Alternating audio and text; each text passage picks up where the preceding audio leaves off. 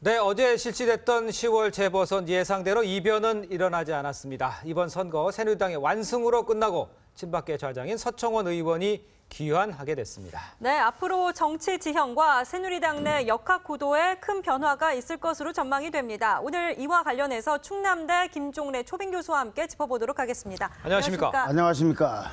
자, 노병의 귀환, 힘센 노병의 귀환. 어떻게 보셨습니까? 우선 네. 힘센 노병 얘기는 조금 이따 하기로 하고 예.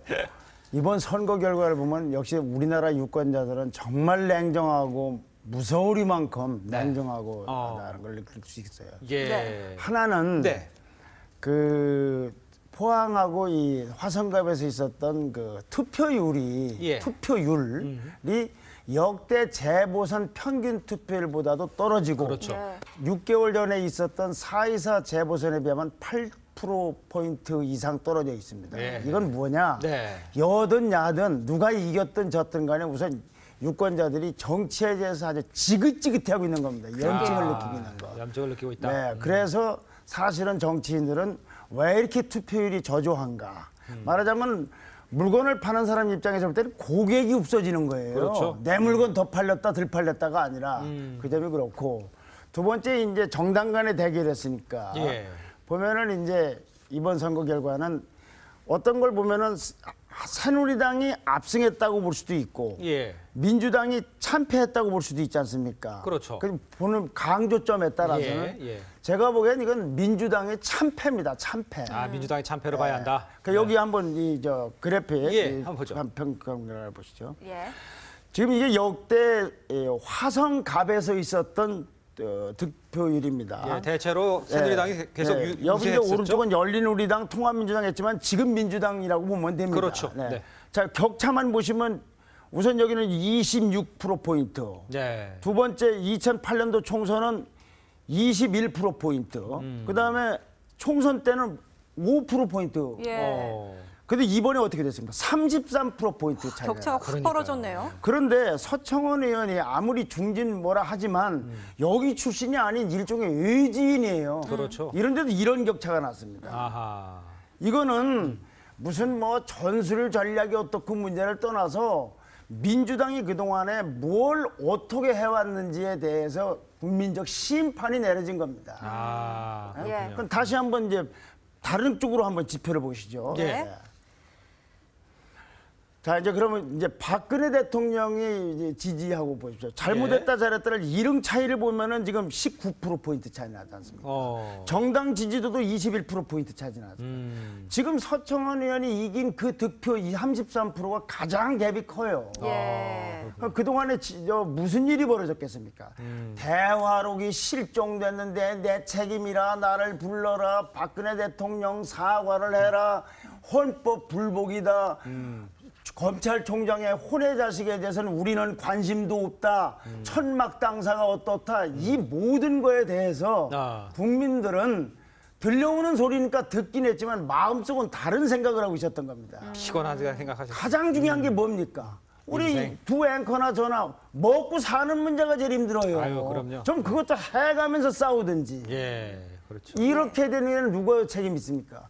문재인 의원으로 대표되는 친노 세력이 문제가 있는 겁니다. 아, 예. 만약에요, 대화록 실종 수사 결과가 이번 재보선 며칠 전에 발표가 됐다면 민주당이 득표를 더 했겠습니까? 덜 했겠습니까? 예. 더하기는 어려운 상황이었던 것 같습니다. 예, 그렇죠. 친노의 시계는 2002년도에 머물러 있습니다. 예. 그렇다면 그게 이제 문제였다. 이렇게 힘센 생각하시면. 노병에 대한 이야기도 좀 해보도록 네. 하겠습니다. 어쨌든 어제 서청원 의원이 이제 된 거죠. 네. 너무 큰 표 차이로 이겼어요. 뭐 박근혜 대통령이 의원이었을 때보다 더 큰 표 차이로 이겼는데 뭐 정치부 기자 워낙 오래 하셨으니까는 서청원 의원이 어떤 사람인지 한 번 더 좀 짚어주십시오. 에피소드도 있으실 것 같아요. 네, 이분이 이제 이번에 당선된 데는 사실은 박근혜 대통령의 뜻이다라는 걸 유권자들이 알아서 사실은 박근혜 대통령의 덕도 좀 봤겠죠. 본인의 무슨 그렇죠. 정치적 뭐도 네, 있겠지만. 그렇죠. 예, 그거 무시 근데 못합니다. 이분이 예. 박근혜 대통령은 그런 그 연을 맺게 된 여러 가지 내력이 있지 않겠습니까? 예. 뭐 제가 자세한 내용까지는 모르겠습니다만 하여튼 네. 제가 아는 대로는 예. 이분은 하여튼 지금 이번에 7선 됐습니다. 지금 이 국회 7선 의원은 정몽준 의원만 있을 겁니다. 예. 하여튼 19대 7선이 최다선이죠. 야, 그렇죠. 예. 저 둘이죠. 예, 예. 근데 이제 원래 조선일보 기자로 출발을 해서 예. 국회로 들어가서 정무장관, 또 집권당의 사무총장, 예. 그다음에 대표도 했고 또 정치 상황에 따라서 옥고도 좀 치렀죠. 그렇죠. 네. 예. 그때 박근혜 대통령, 그 당시엔 대통령이 아니었죠. 그렇죠. 아주 면회를 자주 가면서 굉장한 정을 보였다고 그래요. 그것도 그런 상황이 또 옥구로 치른 거와 뭐 아주 무관하진 않을 겁니다. 예, 예. 그런데 이분이 기자 때부터 보면은 예. 이 친화력이 있어요. 특히 뭐 저희들끼리 말하는 대로 후배를 잘 챙겨주는 분이죠. 후배 잘 챙겨야 예, 돼. 남의 얘기를 잘 듣고 네. 들어주고 예. 아, 일리가 있다 이런 얘기를 듣고 그다음에 이렇게 포용력이 있고 대화도 잘하고 그리고 서민풍이고 소탈하고 예. 예. 그래서 두루두루 네. 야당에도 이 마냥 가까운 의원들이 많을 겁니다. 이분이 역할이 바로 그런 데서 박 대통령과의 관계 속에서 이렇게 아주 화려한 가장 정말로 역대 화성갑 선거에서는 최대 격차를 보이면서 예. 해서 중진 7선에 걸맞는 나는 그 이상으로 에너지를 충전해서 온 노익장이라고 해야 될까 참 이런 스타가 된 거죠. 또 예. 나이 드셔서 스타가 된 분입니다. 예, 그렇군요. 그런데 그 서 전 대표가 이제 들어오면서 7선 클럽이라는 게 있다면서요? 그 내용을 좀 설명해 주시죠. 뭐 정확한 모르겠지만 지금은 하여튼 그 두 분이 계시고 예. 네. 옛날에는 조순영 의원 같은 조순영 분, 의원. 예. 이상득 아, 의원 같은 분이 네. 있습니다만 예. 뭐 제가 그걸 클럽이라고 해야 될지 명단이 다 몇 명인지까지는 미처 기억이 안 납니다. 예. 예. 자, 이렇게 되면 이제 새누리당에서 김무성 의원은 많이 긴장을 하게 될 것 같습니다. 그렇죠. 정치라는 게 어찌 보면 자리 싸움 아닙니까? 예. 자리를 놓고 경쟁을 하든 싸우든지 간에 예. 새누리당은 이제 정기국회가 끝나고 나면 뭐가 기다리고 있습니까? 당 대표를 새로 뽑아야 될 거 그쵸. 아닙니까? 임기가 이제 황우여 대표가 내년 5월까지인데 네. 지방선거를 6월 달에 앞두고서 아. 그 며칠 전에 바꿀 수는 없고 공천 작업이라든지 공약이라든지 뭐 지구 차리고 하려면은 몇 달 전에 해야 되기 때문에 조기 전당대회에 이 불길이 서서히 오를 겁니다. 예. 그때 그렇죠. 김무성 의원은 오래전부터 당권은 물론 대권에 대한 뜻도 공공연히 밝힌 가 있으니까 네. 이분이 뭐 나설 거라는 거는 뭐 필지 사실이고 예. 그렇다면 박근혜 대통령이 김무성 의원을 대표로 할 때 동의할 것이냐 안 할 것이냐가 굉장히 중요하죠. 왜 제가 이 대통령이지만 새누리당 얘기냐면 지금 새누리당의 국회의원치고 네. 박근혜 대통령의 도움 없이 국회의원 된 분은 거의 없습니다. 지금 서청원 의원도 그렇죠. 도움을 받았다고 봐야 예, 될까요? 예, 그러니까 본인도 훌륭하셨겠지만 예, 그렇죠. 그래서 박근혜 대통령의 뜻이 굉장히 중요하고 예. 이제부터 2년이 사실은 박근혜 대통령이 진짜 일할 수 있는 기간이고 예. 그 잘하면